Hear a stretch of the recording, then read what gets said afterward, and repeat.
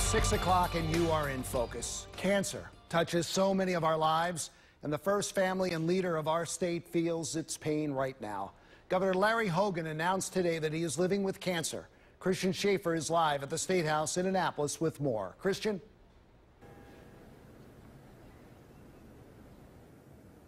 Governor Larry Hogan says he has better odds of beating cancer than he did of beating Anthony Brown. And we know how that turned out. Maryland Governor Larry Hogan announcing that he has cancer, non-hodgkins lymphoma, which is a cancer of the lymph system, which is part of the body's immune system. And so the goal and the treatment for this is going to involve chemotherapy, which the governor says will be aggressive and it will start almost right away. The governor is expecting that chemotherapy to last potentially 18 weeks with several days of relaxation and rest and other days where he will be receiving large doses of drugs aimed at killing the cancer cells in his body while trying to prevent him from, having any negative health implications if possible. That's a very difficult balance to strike, and so we're going to have to be monitoring the governor throughout this process.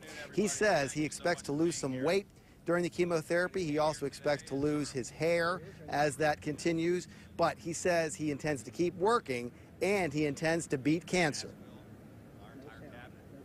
So, the governor, Larry Hogan, announcing late this afternoon with his family alongside him that he has been diagnosed with non-Hodgkin's lymphoma. He says it is stage 3 and possibly stage 4. However, non-Hodgkin's lymphoma is not a type of cancer that presents itself early. A lot of the reports that we've been reading will tell you that it's not usually found when it's in its early stages. It's typically found here at stage 3 or stage 4, and that is why the governor is saying that it is an aggressive form of cancer, but it's one that needs to be treated aggressively, and the way to do that is apparently through chemotherapy, which the governor plans to begin immediately. He said he will continue working. We may see his lieutenant governor more often than perhaps we expected. Boyd Rutherford could be taking his place at times at various meetings where we normally would have expected to see the governor. If he's feeling weak or if he's not feeling up to the challenge of a day like that, we might see Boyd Rutherford making an appearance in place of Governor Hogan. He also said he could have his cabinet secretaries filling in for him depending on what subject any particular meeting is about. However, overall, he plans to continue working.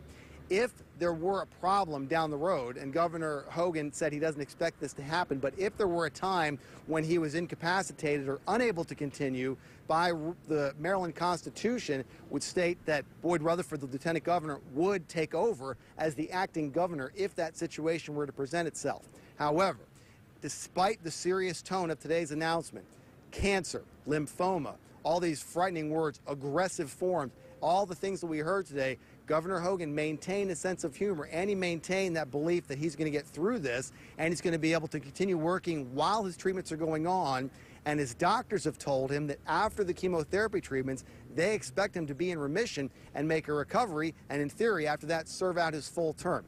What we've learned about the cancer today is that Governor Hogan said he's feeling fine, but the first thing he felt was a lump under his throat while he was shaving, and so he had his primary care doctor check that out. That doctor sent him for more tests, and more tests continued to reveal more cancer.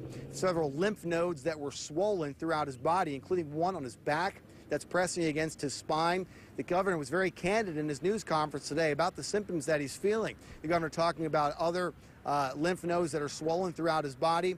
Just today, he had to be on painkillers because they said he took a test where they removed some bone marrow from his hip. So you can imagine what an invasive procedure that was, but it's all a part of the diagnosis and trying to make sure that the doctors know exactly what Governor Hogan has. And at this point, they're calling it an aggressive form of non-Hodgkin's lymphoma, which is a cancer of the lymph system, one that is treatable with chemotherapy, which the governor plans to start almost immediately, and his doctors have told him that he expects to get through that after a period of 18 weeks, although he's not exactly sure how long that's going to be. That's the estimate at this time, and after that, the governor plans to continue serving as governor of Maryland, and he plans to continue working even during this period of chemotherapy, although we can expect and look forward to times when he won't be able to serve, and we might see other people in his stead, including Lieutenant Governor Boyd Rutherford. We'll see how that goes down the road. But for now, breaking news out of Annapolis, Governor Larry Hogan diagnosed with cancer,